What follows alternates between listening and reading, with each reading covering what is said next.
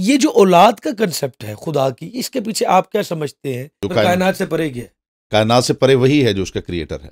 अगर परवरदिगार के बारे में आप ये अकीदा रखते हैं कि वो कायनात का खालिक है, तो उससे कायनात के अंदर नहीं होना चाहिए। वहदतुल वजूद जो है खुदा के बारे में काफी कहा जाता है, इसके बारे में आपकी क्या टेक है?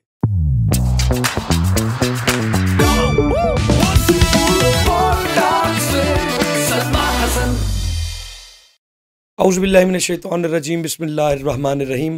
मैं हूं आपका होस्ट सलमान हसन और pod talks with Salman Hasan के साथ एक और जो है वो मैं किसके साथ एक नई एपिसोड के साथ आपकी खिदमत में हाजिर हूं। आज का जो हमारा टॉपिक है वो उतना ही हसीन है जितने हमारे मेहमान हैं। खसूसन मैं तो बसा औकात इनके पास जाता हूं और जो है अपनी इल्मी तशनगी जो है वो इनसे दूर करता हूँ। जब भी मुझे ज़रूरत होती है किसी चीज़ की, चाहे वो दुनियावी इल्म हो या दीनी इल्म हो, तो मैं इनके पास जाता हूँ। मेरी मुराद और कोई नहीं, पाकिस्तान का जाना माना नाम और जो लॉजिकल पहलू पे कई यूनिवर्सिटीज़ में, सिर्फ पाकिस्तान में नहीं, कई यूनिवर्सिटीज़ में, अमेरिका में, पाकिस्तान में, कई यूनिवर्सिटीज़ में एज अ गेस्ट लेक्चरर भी आकर गुफ्तगू करते हैं। मेरी मुराद और कोई नहीं, माय नाज मजहबी स्कॉलर जनाब इल्लामा इमरान अब्बास मुजाहिरी साहब के साथ है। मुजाहिरी साहब अस्सलाम वालेकुम, कैसे हैं? अलैकुम, thank you very much Salman मियां। बेहतरीन है सब अच्छे। जज़ाकल्लाह। तबीयत आपकी? अल्हम्दुलिल्लाह अल्हम्दुलिल्लाह। आज हमारी मुलाकात भी काफ़ी देर बाद हो काफ़ी रही है। देर के बाद हुई है, लेकिन खुशाइंद बात यह है कि फिर एक इल्मी सब्जेक्ट के ऊपर अल्हम्दुलिल्लाह हमारी अल्हम्दुलिल्लाह। मुलाकात हो रही है। तो मुजाहिर साहब, मेरा जो आपके साथ सबसे पहला क्वेश्चन है, क्वेश्चन भी है इसमें, साथ में आपसे बात भी करूंगा, हम्म, क्योंकि मैं चाहूँगा कि आज हम दोनों हम कलाम हो और मेरी भी कुछ तशनगी जो बाकी है काफ़ी अरसे से, क्योंकि गैप काफ़ी लंबा रहा, तो वो भी पूरी हो और हमारे जो नाजरीन कराम है वो भी इसमें वो महजूर हो इस गुफ्तगू से और कुछ लेकर जाए। तो एक बात है जो कि रोज़े अव्वल से जब से दुनिया बनी है, उसके बाद जब भी कौम आई है तो उसने इस पर लाजमी बात की और आजकल भी इस पर लाजमी बात होती है और बहुत ज़्यादा होती है। और ऐसी डिबेट है कि लगता है ये डिबेट कभी ख़त्म ही नहीं होगी। वो डिबेट ये है, एग्जिस्टेंस ऑफ गॉड, खुदा का वजूद, जी अल्लाह का वजूद। जी। तो सबसे पहले तो मैं आपकी टेक लेना चाहूँगा कि जब हम करते हैं खुदा की वजूद की बात, तो आपका इस पर क्या कहना औज़ुबिल्लाहि मिनश्शैतानिर्रजीम, बिस्मिल्लाहिर्रहमानिर्रहीम। देखिए, एक ऐसा टॉपिक है, इसमें कोई शक नहीं है कि इसमें हमेशा लोग तशनगी महसूस करते हैं, खा वो मज़हबी लोग हों या गैर मज़हबी लोग हों, खा वो मुस्लिम हों या नॉन मुस्लिम हों। तो इसके ऊपर डिबेट रही है और डिबेट रहेगी। जब हम वजूद परवरदिगार पे बात करते हैं तो उसमें कुछ मिसकॉन्सेप्शंस भी हैं। वजूद परवरदिगार का मतलब खुदा का जिस्म नहीं है, है? खुदा की एग्जिस्टेंस है। वजूद को हम मिस इंटरप्रेट करते हैं। हम समझते हैं कि जब वजूद की बात कर रहे हैं तो किसी टेंजिबल चीज़ की बात कर रहे हैं। तो वजूद का मतलब होता है किसी चीज़ की प्रेजेंस, किसी चीज़ की मौजूदगी। तो मौजूदा जो मौजूद लफ्ज़ है या मौजूदगी, वो भी उसी लफ्ज़ से मुश्तक है। तो खुदा का वजूद जो है वो बहरहाल एक ऐसी फंडामेंटल चीज़ है कि जिसका इनकार करने के लिए आपको दलाइल की ज़रूरत है, इकरार के लिए दलाइल की ज़रूरत ही नहीं है। वाह। क्योंकि इनकार के लिए क्यों दलाइल की ज़रूरत है, उसकी वजह यह है कि हमारे सामने जो असर है, हम्म, वो बुनियाद है सोचने की कि ये खुद ब खुद जो है वो पैदा नहीं हो गया। हम्म, हर कॉज की का एक इफ़ेक्ट है, और जब हम इफ़ेक्ट को देखते हैं तो यकीनन हमारा जहन सोचता है कि इसकी कोई कॉज है। बिल्कुल। अब उसको आप क्रिएटर कहें या खुदा कहें या अल्लाह कहें या भगवान कहें या ईश्वर कहें या जो भी आप उसको नाम दें, बहरहाल आपको ये मानना पड़ेगा कि ये कायनात जो है वो खुद ब खुद वजूद में नहीं आई है, कहीं ना कहीं से कुछ ट्रिगर हुआ है। और जब कुछ ट्रिगर होता है तो कोई ना कोई होता है जो उसे ट्रिगर करता है। ये एक ऐसी फंडामेंटल चीज़ है कि जिसका इनकार करने के लिए आपको दलाइल की ज़रूरत है, और अगर आप ये इनकार करना चाहते हैं तो ये दलाइल आपके ज़िम्मे हैं। तो फिर मैं इसमें भी बात कहूँगा, आपने कहा कि ये वजूद का मतलब ये नहीं कि वो जिस्म नहीं रखता, वो जी ये नहीं, वो कि टेंजिबल चीज़ है। जी तो जब कुरान मजीद की तरफ हम बढ़ते हैं, एज अ मुस्लिम में बात कर रहा हूँ, तो हम उसमें से देखते हैं कि अल्लाह कह रहा है कि मेरे हाथ भी हैं, मेरे आंखें भी हैं, मेरा जो है वो पिंडली भी है, तो मेरी ज़बान भी है। तो ये कुरान के इशारे हैं, कुरान के मारूज़ात हैं। तो उधर से फिर जब टेंजिबल चीज़ नहीं है, तो फिर खुदा फिर हमें ये समझाने के लिए भी, जो मेरे एक ज़हन में और एज अ जो दूसरी ऑडियंस है वो भी देखने के लिए कहती है, और कई हमारे मुसलमानों में फ़िरके हैं बाकायदा जी जो किस चीज़ पर एम्फेसाइज करते हैं जी। कि वो बेशक जिस्म लगता है, बिल्कुल सही। उसके हाथ हैं, अगर हाथ हैं, जिस्म है, उसका है, आंखें हैं तो हैं। लेकिन कई फ़िरके जिनसे मैं बात कर चुका हूँ, हम्म, इंटरनेशनली बात हुई है हमारी, तो वो ये कहते हैं कि वो वजूद रखता है, जिस्म के साथ ही रखता है, लेकिन वो जिस्म, वो जो जिस हाथों की या जिस जिस्म की वो बात कर रहा है, वो आपके जरा जहन से परे है। तो जरा उस पर जरा रोशनी डाल दीजिए। आपके सवाल के 2-3 पहलू हैं। एक पहलू ये है कि वो खुदा जो जिस्म नहीं रखता वो क्यों अपने आज़ा की बात करता है। बिल्कुल, एक पहलू तो ये है। दूसरा पहलू ये है कि वो लोग जो खुदा की जिस्मानियत के कायल हैं, उनके इस कायल होने के पीछे रीज़न क्या है। कलामी माफ, वो मुसलमान भी हैं, मुसलमान भी हैं। तो जैसे मैंने पहले अर्ज़ किया, ये भी एक बड़ी अहम बात है, वो ये कि खुदा के बारे में जो अनसीन है, जिसे किसी ने देखा नहीं है, सवाल ये है कि उसके बारे में बताने की पोजीशन में कौन है जी। उसके बारे में वही बताने की पोजीशन में है जो डिवाइन है, जिसे खुदा ने भेजा ही इसलिए है कि उसका तारुफ करवाए। अगर वो खुदा का भेजा हुआ नहीं है तो दूसरे लोग जो हैं जितनी भी खुदा पे बात करें वो अपने गुमान और जन के ऊपर बात कर सकते हैं, वो कोई हतमी बात नहीं कर सकते। हम जिनकी बात कर रहे हैं वो अफराद हैं जिन्होंने ये क्लेम किया कि हम खुदा के भेजे हुए हैं, और वो ये बताते हैं कि खुदा का जिस्म नहीं है। अच्छा, इसको अगर आप लॉजिकल एंगल से देखें तो मेरा ख्याल है कि इससे ज़्यादा लॉजिकल क्या बात होगी कि कोई भी चीज़ जो है, वो कोई भी इंसान हो या कोई चीज़ जिसके थ्रू कोई चीज़ दूसरी बनती है, उसका उससे मुख्तलिफ होना अक्लन वाजिब है। अच्छा, मसलन एक इंसान से एक इंसान बनता है, एक बात कर रहे हैं जी, तो क्या वो इंसान तो बिल्कुल मुख्तलिफ नहीं, ये एक इंसान से एक इंसान का खारिज होना ये एक बिल्कुल अलग चीज़ है। मैं बात करूँ क्रिएशन की, कि जब कोई किसी चीज़ को क्रिएट करेगा तो जो क्रिएशन होगी और जो क्रिएटर होगा, उन दोनों का मुख्तलिफ होना अक्लन ज़रूरी है। अच्छा, क्रिएटर और क्रिएशन का मुख्तलिफ होना जी। मसलन अगर परवरदिगार के बारे में आप ये अकीदा रखते हैं कि वो कायनात का खालिक है, तो उसे कायनात के अंदर नहीं होना चाहिए। ठीक है, बिल्कुल, उसे कायनात से परे होना चाहिए। लॉजिकल है। तो जब कायनात में जो कुछ है आपकी नॉलेज में, तो वही है जो कायनात से परे क्या है? कायनात से परे वही है जो उसका क्रिएटर है। We don't know what is beyond this universe, etcetera etcetera. जी। आपको इसलिए पता नहीं है कि वो दिखता नहीं है, और वो दिख सकता भी नहीं है, और उसे दिखना चाहिए भी नहीं। उसकी वजह यह है कि उसने उन चीज़ों को उसने उन चीज़ों को खल किया है जो दिखती हैं, तो उसमें वो सिफत जो है वो नहीं होनी चाहिए कि वो दिखे। क्योंकि अगर पहली दफा कोई आंसर सुना है, बड़ा लॉजिक। जी, अगर वो ऐसी चीज़ क्रिएट करे कि जो आपको दिख रही है, तो इसका मतलब अगर वो खुद भी दिख रहा है तो वो उसी जुमरे में आएगा जो उसकी क्रिएशन है, वो मखलूक मुशाबे भी हो जाएगा, मुशाबे हो जाएगा। जनाब अमीरुल मोमिनीन अली इब्न अबी तालिब अलैहिस्सलाम ने नहजुल बलागा में एक बड़ा खूबसूरत आर्गूमेंट दिया है। उन्होंने फरमाया कि इस कायनात की कोई एक चीज़ नहीं है। अभी देखिए, जहाँ भी आप जाएंगे, पहले थंबप्रिंट की बात होती थी, उससे आप आइडेंटिफाई करते थे। अब आई के थ्रू करते हैं, या आपका फेस है उसको रीड करता है आपका सेल फोन या जो डिटेक्टर्स हैं। लेकिन अमीरुल मोमिनीन ने कितनी बड़ी बात की है, जिसे हम तो फिक्शन नहीं कहते, मतलब लोग इसे एज ए फिक्शन ले सकते हैं। तो अमीरुल मोमिनीन ने फरमाया कि इस कायनात में कोई एक चीज़ भी ऐसी नहीं है जो दूसरी शय जैसी हो।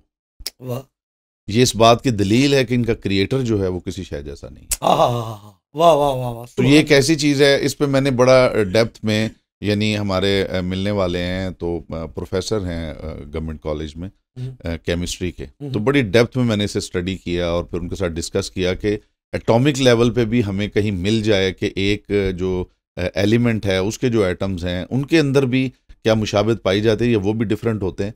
तो ज़ाहिर है केमिस्ट्री मेरा सब्जेक्ट नहीं है, लेकिन समझने के लिए पढ़ना पड़ता है। बिल्कुल। तो उन्होंने बताया कि जी अप टू माई नॉलेज जो एटम है एक एलिमेंट का भी, यानी अगर गोल्ड के मुख्तलिफ एटम्स आप लेंगे तो उनके अंदर भी आपको मुशाबहत तो मिल जाएगी कि वो एक जैसे लगते हैं, लेकिन उनके अंदर बहरहाल हर एटम में तख्लीक डिफरेंस है उनके अंदर।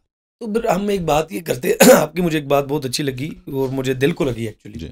वैसे तो बहुत सारी बातें दिल को अच्छी लगती, लेकिन वो लॉजिकल एक्सप्लेनेशन उसका ऐसा है कि जो क्रिएटर है तो वो अगर उसकी क्रिएशन दिख रही है तो ऐसा होना चाहिए कि वो ना दिखे। तो दैट इज अ वेरी, ये पहली दफा कानों को सुनने को मिली और बहुत अच्छा। लेकिन एक जगह हम ये भी देखते हैं कि इंसान को अल्लाह ने ये बनाया है मज़ारी साहब के वो, मैं सॉरी आपकी बात काट रहा हूँ, दूसरा सवाल का जो पहलू था आपका, उससे वो तशना रह जाएगा कि वो परवरदिगार जो जिस्म जिस्मानियत नहीं रखता, वो अपनी आंखों की बात करता है, वो अपने हाथों की बात करता है, वो अपनी ज़बान की बात करता है, वो अपनी पिंडली की बात करता है। सॉरी इस बात को इससे ये ना कह दीजिएगा वो मेटाफोर है, लोग कहते हैं इस तरह। नहीं, ये एक बिल्कुल डिफरेंट कॉन्सेप्ट है जी। देखिए, मैं अगर ये कहता हूँ कि सलमान मियाँ मेरा बाजू है, तो एक बाशऊर इंसान जो है वो फौरन समझ लेता है कि ये जो बाजू कहा जा रहा है इसका मतलब क्या है। इसका मतलब कतन ये नहीं है कि मेरा ये बाजू जो है ये कट जाता है और ये सलमान बन जाता है। मेटाफोर में ले लिए ना जी, उसमें ले लिया। यहाँ पे जो मामला है, परवरदिगार आलम ने जो अपने हाथ की बात की है, अपने कानों की बात की है, अपनी पिंडली की बात की है। तो जब आप इन चीज़ों की सिफ़ात को देखते हैं तो जिस ज़ात के अंदर ये सिफ़ात पाई जाती होंगी उससे उस उज़्व के साथ निस्बत दी जा सकती है। मसलन अगर आप कुरान मजीद पढ़ें, यौम यकशफ़ु अन साकिन, कि क़यामत के दिन खुदा जो है अपनी पिंडली जो है वो उरियां करेगा या उससे कपड़ा हटाएगा। अब पिंडली का काम जो है वो ये है कि इंसान जब खड़ा होता है तो उसका जो क़याम है वो सारे का सारा उसकी पिंडली की बुनियाद पे होता है। पिंडली ही उसे सपोर्ट करती है उसके क़याम में। परवरदिगार कय्यूम है और उस कय्यूम का जो क़याम है, जिस बुनियाद पे वो क़याम है, उसे परवरदिगार अपनी पिंडली करार देता है। वाह। इसी तरह परवरदिगार यकीनन हर चीज़ को देख रहा है, लेकिन वो आंखों से नहीं देखता। उसे एहतियाज नहीं है कि वो आंखों के थ्रू चीज़ों को देखे, बल्कि वो अपने इल्म से चीज़ों को देखता है। वो अपने इल्म के ज़रिए चूंकि चीज़ों को जानता है, उसका जानना ही उसका देखना है, और देखने का मतलब भी जानना ही है। वाह, बेशक। देखने का और कुछ मतलब नहीं है, जानना ही है।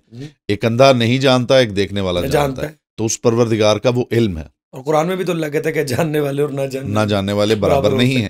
तो ये एक ताबीर है, यानी जब उसकी समात की बात होती है, जब उसकी ज़बान की बात होती है, तो यकीनन वो परवरदिगार हमें गाइड करता है। और जब बात करता है तो जाहिर है कि वो अपने दहन से बात नहीं करता। दहन से बात करेगा तो वो यानी खुदा की ज़ात से खारिज होगी वो चीज़, आवाज़ को मोहताजी भी होगी ना, मोहताज हो जाएगा, मुरक्कब भी हो जाएगा।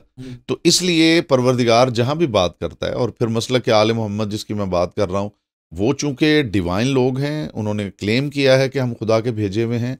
इसके अलावा मेरे इल्म में नहीं है, अंबिया के अलावा या रसूल अकरम सल्लल्लाहु अलैहि वसल्लम के बाद उम्मत के पास जितने अफराद हैं, उनमें से किसी ने खुद क्लेम नहीं किया और किसी ने उनके बारे में क्लेम नहीं किया कि ये खुदा के भेजे हुए हैं। मैं फिर आपसे, आपने भी मेटाफोर के तौर पे बात की, ये क्वेश्चंस मेरे नहीं है, ऑनेस्टली बात मैं भी करना चाहता हूँ, लेकिन आपके आगे बात नहीं, आपके पास खुला मैदान है, आप बिल्कुल इसमें कोई झिझक की बात नहीं है। आप जैसे अब ये बात इसलिए कि कई दफ़ा हम जब सोचते, मेरा उठना बैठना उनमें, लिहाजा हमें जवाब देना पड़ता है। और काफ़ी जो अगर हमारी बाहर की ऑडियंस जो है, अगर यूएस, यूके, और यूरोपियन साइड की, वो लाजमी, क्योंकि उनका मिलना जुलना होता है। और आपको खुद इस चीज़ का इल्म, आप खुद फिरते हैं कि इधर एथिज्म जो है ना वो बहुत बढ़ रहा है जी, वेस्ट की साइड पे। तो they are not even going towards Christianity और मुस्लिम और ये वो। अभी आपने कहा कि चले सलमान को मैंने कह दिया कि सलमान मेरा बाजू है, तो मेटाफोर बात हो गई। लेकिन अल्लाह कह रहा है कि आदम को मैंने अपने दोनों हाथों से बनाया जी। अब मैं इसको एज ए लेट्स सपोज, मैं समझ गया सलमान हसन को उसके बेसिक्स पता है, या मेरा जहन इतने लेवल का है, या अल्लाह ने मुझे इस काबिल किया, मैं समझ गया। How do I deliver this thing to the people? Like एक मेटाफोर, सलमान मेरा बाजू है, समझ गए, ये तो समझ, लेकिन मैंने दोनों हाथों से बनाया, ये इसके बारे में आपकी क्या राय है, क्या टेक है? देखिए, जब आप हाथ की बात करेंगे तो ये एक मेटाफोर हो सकता है कि जी मैं अपनी ताकत की बात कर रहा हूँ। जनाब दाऊद अलैहिस्सलाम को परवरदिगार ने कुरान में कहा कि वो हाथों वाला था। बिल्कुल बिल्कुल कहा, उलल ऐदी, यानी वो हाथों वाला था। अच्छा, यहाँ पे आप एक हाथ की बात करें तो भी आप ये कह सकते हैं कि इससे मुराद ताकत है, इससे मुराद इक़्तिदार है, इससे मुराद इख्तियार है। हाथों की बात करें तो भी आप कह सकते हैं, बिल्कुल। लेकिन जब आप कहें दोनों हाथों से, दो हाथों से, तो दो हाथ जो हैं, ये लफ्ज़ जो है वो आपको उस रेंज में जाने ही नहीं देगा। बिल्कुल, हाँ जी, उस रेंज में नहीं जाने देगा। मैं ये कह सकता हूँ सलमान मेरा हाथ है, सलमान मेरे हाथ हैं, मेरे हाथ हैं। ये नहीं मैं कह सकता कि सलमान मेरे दो हाथ हैं। नहीं, वाह वाह वाह।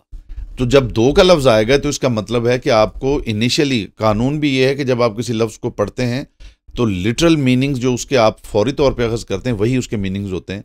उससे हट के अगर आपको उससे मीनिंग्स अखज़ करना चाहते हैं तो उसके लिए आपको करीने की ज़रूरत होती है। बगैर करीने के आप नहीं कर सकते कि लफ्ज़ हाथ इस्तेमाल हुआ है, मसलन इंग्लिश में एक लफ्ज़ लिखा हुआ है हैंड, आपसे कहा जाए जी इससे आप क्या समझें, तो मैं कहूँगा जी मैं इसे हाथ समझाऊँ, ठीक है। तो आप कहेंगे नहीं जी मेरी तो मुराद इससे ये थी, तो मैं ये कहूँगा कि अगर ये मुराद थी तो उसके लिए करीने की ज़रूरत है। बिल्कुल, लिखना उस तरीके से चाहिए। अगर करीना उसके साथ नहीं है तो फिर हैंड का मतलब हाथ ही है। बिल्कुल। तो यहाँ पे या इबलीस व मामना का अंतसजुदा लिमा खलक़तो बियदैया, कि इबलीस तुझे किस शय ने रोका उस चीज़ से जिसे मैं, उस आदम के सजदे से जिसे मैंने अपने दोनों हाथों से बनाया। तो ये जो दो हाथों का इस्तेमाल है ये आपको रोकता है कि आप इसका ऐसा तर्जुमा करें कि इससे मुराद इक़्तिदार है। अगर इससे मुराद इक़्तिदार है तो उसका मतलब ये होगा कि खुदा ने कहा कि मैंने आदम को अपने दो इक़्तिदारों से बनाया। इख्तियार मतलब लेंगे तो कहेंगे खुदा दो इख्तियारों से बनाया, तो इसका मतलब ये मीनिंगलेस बात है। तो यहाँ पे आपको मानना पड़ेगा कि कुछ ऐसा है, जैसे खुदा परवरदिगार आलम जो है तख्लीक आदम में अपना हाथ करार दे रहा है, और वो एक नहीं है, वो दो है। क्या दो, वाह वाह वाह, वो दो है। तो ये दो का लफ्ज जो है ये एक ऐसा करीना है जो आपको रोकता है कि आप ऐसे मानी क्या करके तर्जुमा करके आप गुजर नहीं सकते। आपको मकतब किसी की तरफ जाना पड़ेगा आपको ऑब्वियसली समझ गए। और वो मकतब जो है वो फर्द बता सकता है कि जो इस बात का मोहताज ना हो कि वो अगर उसे तख्लीक आदम के बारे में पूछा जाए तो वो कहे कि मैं तो उस वक्त था ही नहीं, मुझे क्या पता कि क्या हुआ था। तो वो उसका ये क्लेम भी हो कि अव्वल मा खलक़ल्लाहु नूरी, कुछ भी नहीं था और अव्वल मैं था। तो जिसका ये क्लेम है, अगर किसी और का क्लेम है तो भाई वो बता दे, किसी ने भी किया, हाँ वो बता दे। हमारे पास तो क्लेम मौजूद है, हम तो उन्हीं से पूछेंगे। अच्छा, ये एक मैंने भी अपनी पॉडकास्ट में ज़ाहिर साहब जवाब दिया था, इसको ज़्यादा क्लैरिफाई करके मैं आपसे कर रहा हूँ।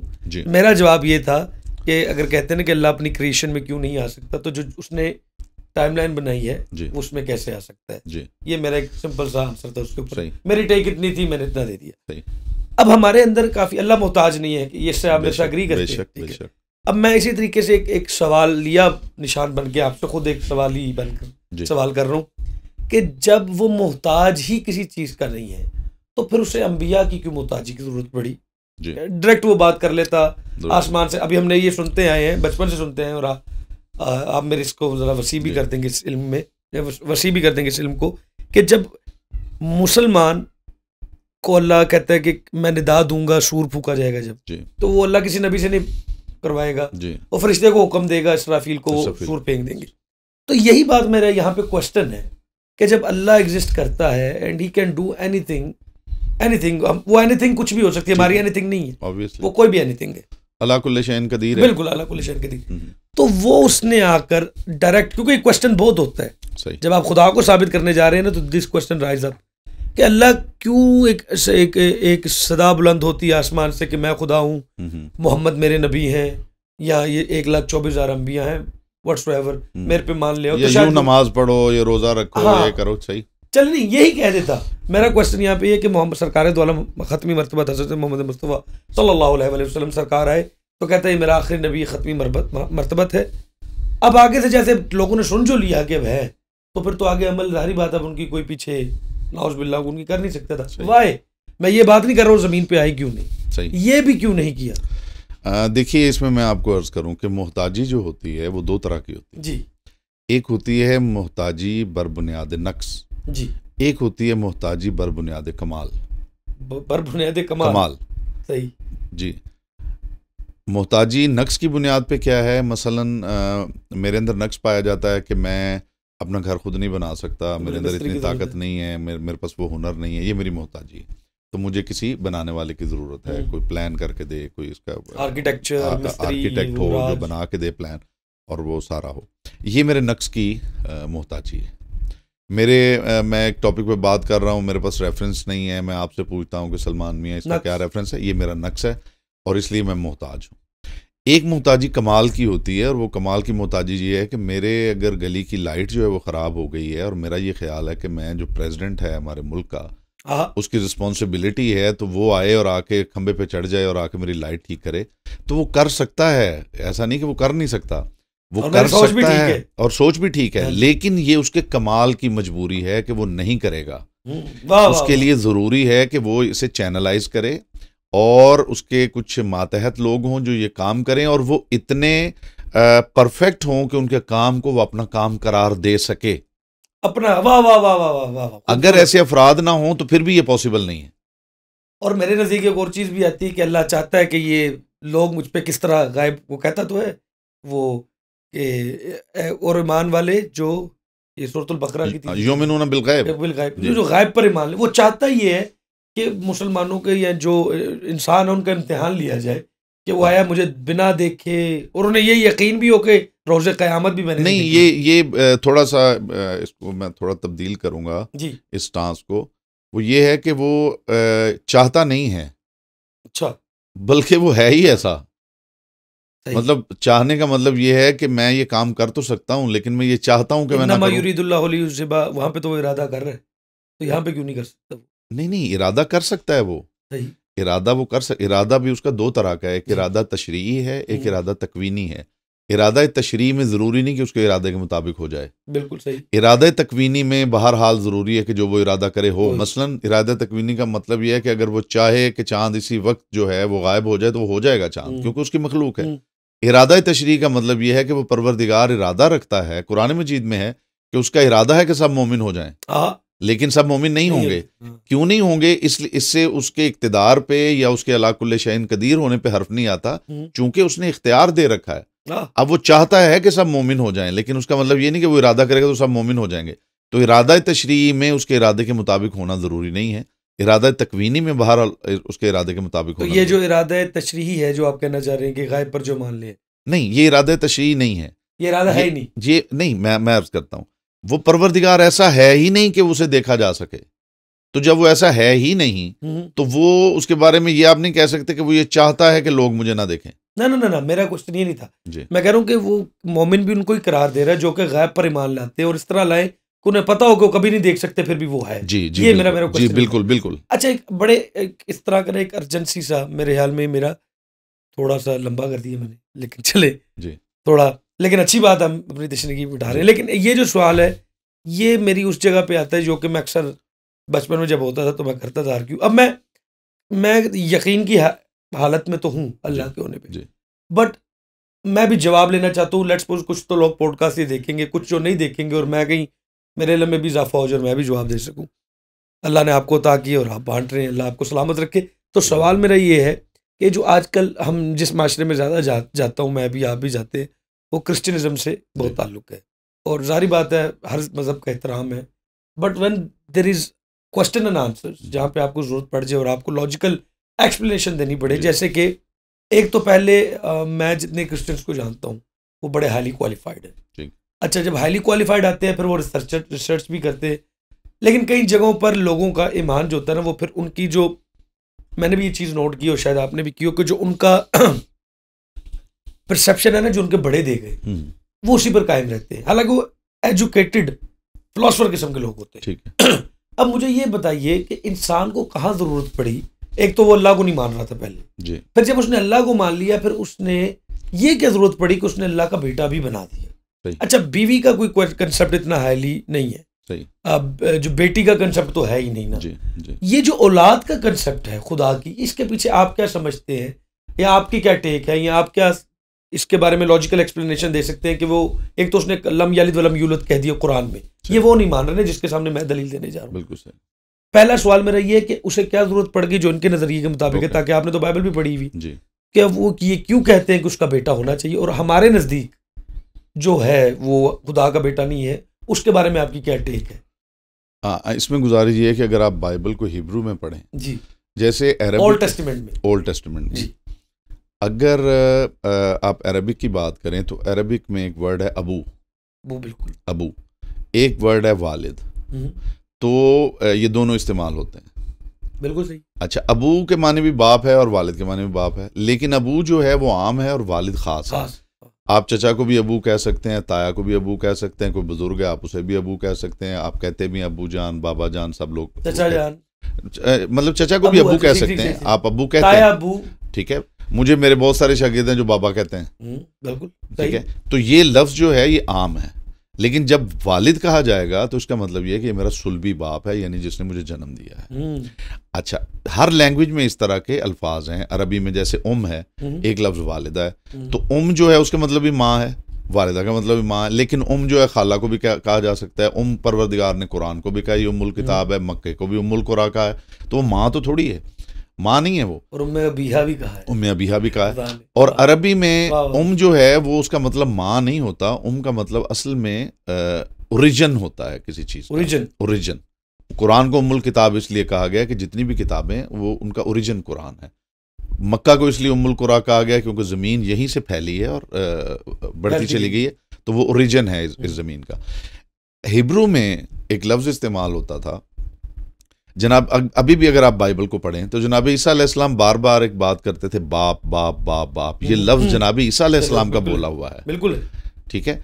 बाप आएगा, बाप ने ये कहा, बाप की ये बात, बाप की ये बात, ये तो बाप बाप का लफ्ज़ जनाब ईसा अलैहिस्सलाम ने बोला हुआ है। अच्छा, हिब्रू में जो वर्ड है उसके अरबिक में जो मीनिंग्स हैं वो अबू है, ठीक है। बिल्कुल काला अबी, मेरे बाप ने ये कहा, सही, ठीक है, मेरे बाप की ये बात है। जो सुन रहा है वो उसे बाप समझ रहा है, यानी वालिद। हालांकि उसके मानी जैसे अरबी में अबू का मतलब होता है वाला। वाला, सही, वाला, अबू का मतलब वाला। वाला यानी जनाब अमीर अलैहिस्सलाम को अबू तुराब कहा जाता है। हाँ, मिट्टी का बाप। ये मैं भी ज़ाहिरी मानी बता रहा हूँ। और उसके पीछे वो जो हदीस है कि रसूल खुदा आए और जनाब अमीर अलैहिस्सलाम लेटे हुए थे तो उन्होंने कहा कि कुम या अबा तुराब है, मिट्टी वाले उठ, क्योंकि उनके खाक उनके रुखसारों पे लगी हुई। ये उसके ज़ाहिरी मानी है।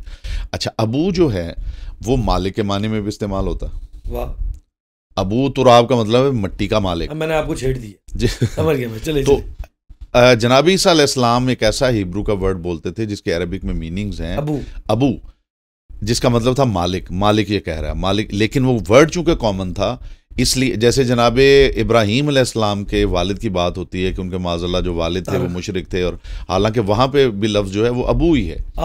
वो मालिक के तौर पे ही है, चचा के तौर पे, चचा के तौर पे आया है, ठीक है। अगर वालिद होता तो हम कहते हैं कि उनके बाप की बात हो रही है, तो यहाँ पे एक्चुअली उनके चचा थे, तो उन्हें बाप ही समझा जा रहा है अभी तक। अच्छा, अरबी में अम भी तो चचा को ही कहते हैं ना, किबला अम चचा कहते हैं। अम जो है वो चचा के लिए भी है, ताया के लिए भी, वो भी आम वर्ड है। लेकिन कुरान में है, अभी हम किसी और टाइम, आप इस पे कंटिन्यू। हाँ, ये मैं इस बात को खत्म कर रहा हूँ। जनाब ईसा अलैहिस्सलाम जो थे वो एक ऐसा वर्ड हिब्रू का इस्तेमाल कर रहे थे जिसका मतलब था मालिक। मालिक ये कह रहा है, मालिक ने ये कहा, मालिक ये। तो जो वर्ड था चूंकि वो कॉमन था, तो जो लोग थे वो इसे मिस इंटरप्रेट कर रहे थे बाद में। ये भी उनके बाद, उनकी जिंदगी में नहीं, उनके बाद कि वो असल में बाप की बात कर रहे हैं। तो जब बाप की बात कर रहे हैं तो उसका मतलब ये बेटा है।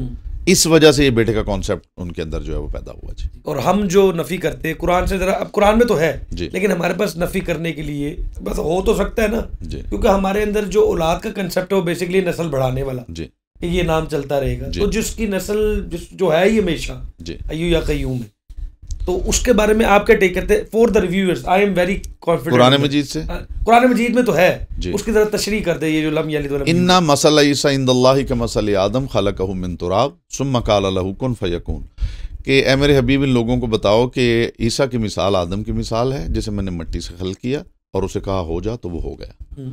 इसके लिए माँ की ज़रूरत नहीं है, इसके लिए बाप की भी ज़रूरत नहीं है। मैंने कहा हो गया, जैसे आदम का ना माँ था ना बाप था, तो वो हो गया। तो मैंने इसे भी मिट्टी से खल्क किया और उसे मैंने कहा हो जा तो वो हो गया। इन्ना मसला ईसा इंदल्लाहि का मसल आदम खलकहु मिन तुराब सुम्मा काला लहु कुन फयकून, कि मेरे हबीब ने इन्हें बताओ कि ईसा की मिसाल, चूंकि सवाल ये हो रहा है कि ईसा अगर अल्लाह का बेटा नहीं है तो उसके बाप का नाम बताइए। तो अल्लाह ने इसका जवाब दिया है कि इसकी मिसाल आदम की मिसाल है, उसे मैंने मिट्टी से खल्क किया और उसे कहा हो जा तो वो हो गया। ऐसे ही मैंने ईसा को खल्क किया है। तो अगर ये सवाल यहाँ है तो वहाँ भी सवाल होना चाहिए कि उनका बाप कौन है और माँ कौन है। तो मामला ये है कि जनाब ईसा अलैहिस्सलाम को अगर कोई खुदा का बेटा कह रहा है तो असल मामला ये है कि अगर वो तौहीद को समझता है, अगर वो परवरदिगार को समझता है, उसके एट्रीब्यूट्स को जानता है, तो उसके लिए लफ्ज़ बेटा वैसे ही महाल है। हाँ, बेशक। देखिए, इंसान का बेटा होता है, हैवान का बेटा होता है, पत्थर का बेटा तो नहीं होता। बिल्कुल नहीं होता। वाह वाह वाह। लकड़ी का बेटा तो नहीं होता। नहीं। मतलब मैं कहूँ ये लाइट का बेटा है, ये लाइट की बेटी है, ऐसे तो नहीं होता। माइक का बेटा है, ठीक है, माइक का बेटा है। तो आप जो लफ्ज़ बेटा या बेटी जब बोलते हैं तो ख़ास अनवा के साथ बोलते हैं। आप इंसान के साथ बोलेंगे, आप हैवान के साथ बोलेंगे। आप खुदा ना हैवान है ना इंसान है, ना इस कैटेगरी में फॉल ही नहीं करता, तो उसके लिए लफ्ज़ बेटा जो है वो जस्टिफाइड ही नहीं है। मतलब आप लफ्ज़ बेटा कैसे इस्तेमाल करेंगे, वो जस्टिफाइड ही नहीं है उसके साथ। एक क्वेश्चन है फिर मेरा, ये भी आखिरी क्वेश्चन ही होगा इसका। वो कह रहे थे कि हम सब we are the childrens of God जी, आप इससे मुत्तफिक? नहीं, चिल्ड्रन के साथ मैं मुत्तफिक नहीं हूँ। हमारी कुतुब में भी अयाल अल्लाह आया है कि ये मखलूक जो है ये अल्लाह का अयाल है। अयाल और चीज़ है, चिल्ड्रन और चीज़ है। You cannot say children of नहीं, चिल्ड्रन नहीं कह सकते आप, मेटाफोरिकली भी नहीं कह सकते। उसकी रीज़न ये है कि चूंकि शबाहत पैदा होती है तो आपको उससे बचना है। मिसकॉन्सेप्शन पैदा होगा, लोग उस तरफ चले जाएंगे। परवरदिगार ने उस मखलूक को अपने अयाल कहा है। अयाल का मतलब ये है कि जिनको पालने की जिम्मेदारी किसी पे है। मतलब एक बाप जो है अहलो अयाल कहा जाता है। जब बमा अहलो अयाल आपको इनवाइट किया गया, बमा अहलो अयाल, तो अहल से मुराद आपकी ज़ौजा है, अयाल से मुराद आपके बच्चे हैं। अयाल का मतलब बच्चे नहीं है। अयाल का मतलब ये है कि वो अफराद जो डिपेंडेंट हैं आप पर, वो अयाल हैं। तो ये मखलूक जितनी है, अल मखलूक व अयाल अल्लाह, ये सारी मखलूक अल्लाह का अयाल है, लेकिन अल्लाह के चिल्ड्रन नहीं हैं, अल्लाह के बच्चे नहीं हैं, ये डिपेंडेंट हैं उसके ऊपर कि वो परवरदिगार इनके वजूद का जिम्मेदार है। वो इन्हें खल्क ना करता तो खल्क ना होते, वो खिलाता नहीं तो खा ना सकते, वो मार दे तो मर जाएं। तो चूंकि ये खुदा के ऊपर डिपेंड कर रहे हैं, इसलिए अयाल we are the dependents of God, dependents of God, not the children. अच्छा, एक और सवाल है मुझे साहब, वो ये है कि वहदतुल वजूद जो है खुदा के बारे में काफ़ी कहा जाता है, इसके बारे में आपकी क्या टेक है? देखिए, वहदतुल वजूद जो है ये सूफिया की टर्म है। वहदतुल वजूद उसका मतलब ये होता है कि आप पूरी कायनात जो है इसके अंदर परवरदिगार हर जगह एग्जिस्ट करता है। अच्छा, ये हमारा भी अकीदा है कि कायनात की कोई जगह खुदा से खाली नहीं है। अच्छा, एक स्टेप आगे जाएं तो फिर उनका स्टांस जो है वो ये बनता है कि जी अगर हर चीज़ में खुदा है तो फिर हर चीज़ खुदा है, हर चीज़ खुदा है। तो ये सूफिया का एक कॉन्सेप्ट है और ये टर्म भी उन्हीं की मुतारफ करता है कि वहदतुल वजूद यानी पूरी कायनात एक ही वजूद है और वो वजूद खुदा है। मासूमीन अलैहिस्सलाम की बताई हुई तौहीद और बिलखुसूस जब आप नहजुल बलागा पढ़ते हैं तो जनाब अमीर अलैहिस्सलाम ने ये इरशाद फरमाया कि परवरदिगार हर जगह मौजूद है, हर शय के अंदर मौजूद है, लेकिन फिजिकली मौजूद नहीं है, वो अपने इल्म के साथ मौजूद है। तो मेरा किसी चीज़ के बारे में जानना और है और उस चीज़ के अंदर मेरा होना और है। उसके अंदर का मतलब ये है कि ये एक माइक है, आप मैं कहूँ जी इस माइक के अंदर भी मैं हूँ। मैं एक चीज़ की आप ये कर सकता हूँ कि लेट्स सपोज ये माइक है, तो ये माइक मैंने बनाया है जी, तो उसमें मैं वजूद रखता हूँ क्योंकि बनाया मैंने जी। आप इसकी कोई ऐसी चीज़ नहीं है जिससे आप अवेयरनेस आशना ना हो, चूंकि हर चीज़ आपके इल्म में है। ये मुराद है परवरदिगार के हर जगह होने की, ना कि ये मुराद है कि वो फिजिकली हर चीज़ में मौजूद है और हर जगह मौजूद है। अगर फिजिकली मौजूद होता तो फिर तो वहदतुल वजूद का नजरिया बड़ा ज़बरदस्त था। ये भी बात ठीक है। और हम अक्सर ये भी देखते व्यूअर्स के, वो कहता है मुझे पानी की रवानी में देखो, पहाड़ों की ऊंचाई में देखो, तो हम कई लोग उसको देखने भी गए और आज तक वापस नहीं है जी। तो मैं इसके साथ आपके साथ आज की जो है वो गुफ्तगू आखिरी जो नोट्स हैं वॉइस ऑफ किबला देंगे और इंशाल्लाह नेक्स्ट टाइम हम फिर एक इसी तरीके से और कोई इल्मी गुफ्तगू के लिए। और मैं ये चाहता हूँ, मैं आपसे हमेशा कहता हूँ, अलीज़र भी आपसे कहता रहता है, आज बेचारा वो नहीं बैठा मेरे सामने खड़ा है, तो होता ये कि आप लोगों को चाहिए कि आप हमें टॉपिक्स दीजिए। लोग देते हैं बट दोज टॉपिक्स, कुछ लोगों ने टॉपिक्स भी दिए but those are very rough topics. कोई ऐसा टॉपिक दीजिए जिस पे आप रिसर्च करें, आप देखें, अपना एनालिसिस करें, जिसकी आपको भी ज़रूरत हो और माशरे को भी ज़रूरत हो, ताकि हम उस पर बात कर सकें और हम भी अपने इल्म को जो है वो वसी कर सकें। मैं आपसे जो है वो इजाज़त लेना चाहूँगा pod talks with Salman Hasan से। आखिरी नोट्स मज़ारी साहब के हैं, वो आपसे कहना चाहेंगे कुछ इसी जो है वो एग्जिस्टेंस ऑफ गॉड पे, ताकि इस टॉपिक को जो है वो आज है तो ये बड़ा लंबा टॉपिक, बड़े क्वेश्चन भी किए जा सकते हैं, लेकिन वो इसको वन लाइनर कह कर ख़त्म करते हैं। जी मज़ारी साहब। मैं ये अर्ज़ करना चाहूँगा कि अमीरुल मोमिनीन का ये फरमान है कि ज़्यादातर इल्म उन चीज़ों में है जो अभी जानी नहीं गई, ज़्यादातर इल्म उन चीज़ों में पाया जाता है। तो मेरी गुजारिश ये है कि परवरदिगार अगर आपको नहीं दिखता और परवरदिगार आपके सामने नहीं है तो उसका इनकार करने के बजाय उसे ढूंढने की कोशिश कीजिए। Thank you very much guys. Allah को ढूंढिए, हम भी ढूंढ रहे हैं, और उस तरह ढूंढिए जिस तरह ढूंढने का हक है। और हज़रत अली का ये भी कौल था कि मैंने अपने रब को, मैंने कभी वो सजदा ही नहीं किया और कभी उस ज़ात को सजदा नहीं किया जिसको मैंने देखा ना हो। तो काइंडली आप भी तदब्बुर कीजिए, कुरान पढ़िए, इल्म लीजिए और एग्जिस्टेंस ऑफ गॉड पर कायम रहिए। Thank you very much. Over and out.